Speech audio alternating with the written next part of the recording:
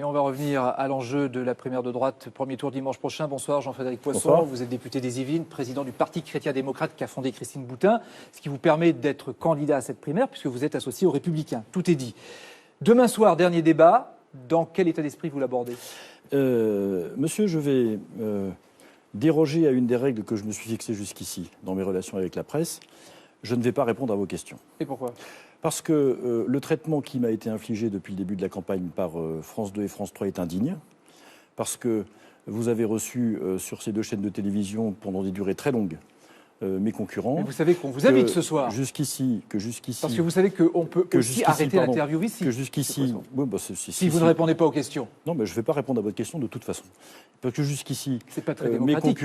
Mes concurrents ont été reçus dans des grandes émissions sur France 2. Je devais passer ce soir sur le 19-20 de France 3. Ça a été changé au dernier moment. Tout ça, c'est autre chose. Non, c'est pas autre chose. Il y a l'actualité. Vous avez vu, il y a Emmanuel Macron qui est candidat à la présidentielle. France vous n'êtes pas encore a décidé de traiter la candidature qui est la mienne, alors que nous vivons en France, comme dans beaucoup de pays du monde, un sentiment de relégation terrible de la part des populations, alors que j'aimerais bien pouvoir parler de choses qui touchent le monde du travail. Vous ferez un sujet tout à l'heure sur les personnes handicapées, vous avez bien raison. J'aimerais bien parler de la ruralité, de l'agriculture, de l'outre-mer, de tas de choses qui intéressent les Français. Et malheureusement, je me retrouve quand mes concurrents ont 2 heures avec 4 minutes ce soir. Je vous remercie juste une chose, Jean-Frédéric Poisson. Juste une chose. Mais voilà. Juste une chose. Demain, vous savez qu'il y a le débat de la primaire qui est diffusé sur France 2. Mais bien sûr, et vous serez à égalité avec tout le monde. Vous remarquerez que mes 6 concurrents sont aussi au débat.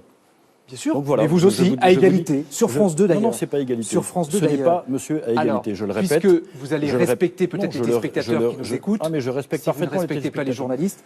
Je respecte parfaitement les téléspectateurs, monsieur. Je suis en train de leur dire simplement que la manière dont France 2 et France 3 m'ont traité depuis le début de la campagne n'est pas digne. Ça, c'est une autre affaire, on ne va pas refaire l'histoire là-dessus. Voilà, c'est ce que je dis. Alors, moi, je vais parler, si vous voulez bien, et si vous voulez bien répondre, des sondages, parce que vous savez que ça occupe tout le monde. Je ne vais pas vous parler des sondages. Les sondages vous situent entre 1 et 2% d'intention de vote. Je ne vais pas parler des sondages. C'est quoi votre candidature ? C'est une candidature de témoignage ? Je ne vais pas parler des sondages non plus.